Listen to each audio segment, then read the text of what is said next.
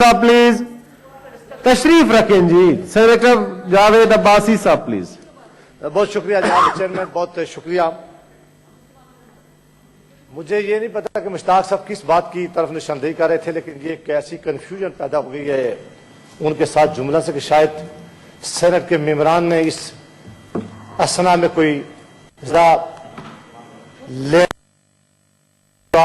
Fair जो है ticket लेने की, बिल्कुल ठीक इस तरह नहीं है, क्योंकि कल इसका मैसेज गलत आ जाएगा।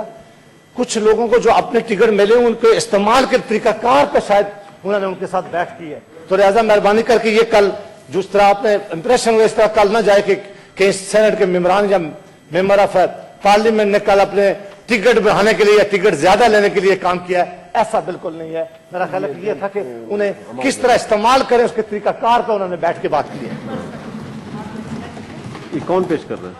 जनाब चेयरमैन, मैं इसलिए आपकी तवज्जो दिला रहा था कि इसमें कोई शक नहीं कि हम एक ऐसे वक्त से गुजरे कि जहां सारी दुनिया में कोरोना का वायरस फैला था, पाकिस्तान में भी फैला और पाकिस्तान में हमारी जो रूटीन के इजलास थे जो कैलेंडर के मुताबिक होना थे वो ना हो सके। उसमें सब ये चाह रहे थे कि वो वक्त ऐसा नहीं था और कुछ कोशिश भी हुई है और फिर एक रिक्विजिशन इजलास है उसमें बहुत सारी चीजें नहीं आ सकी।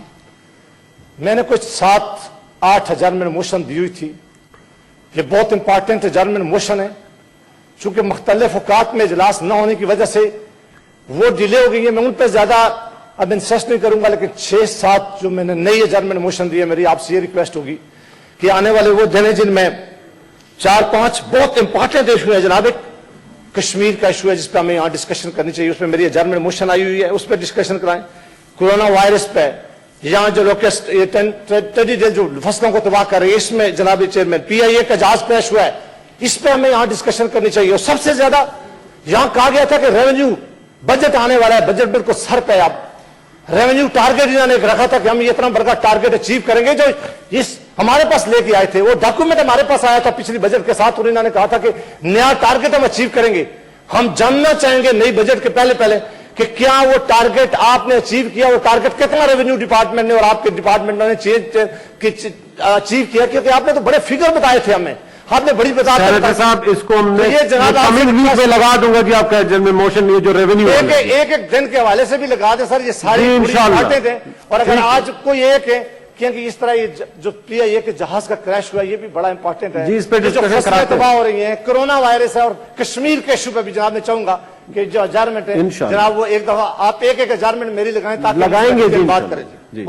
दूसरी मेरी गुजारिश है कि अगर जिन्होंने अभी बात नहीं करना हाउस में तो वो तशरीफ ले जा सकते हैं और जरूरी नहीं है लाजमी आप लोग सारे बैठ जाएं, इसलिए कि सेफ्टी का ख्याल भी रखें और सेशन भी इतना लंबा नहीं होगा और 10-15 मिनट बाद इंशाल्लाह एडजर्न कर लेंगे और डेली 2 घंटे का सेशन हम किया करेंगे।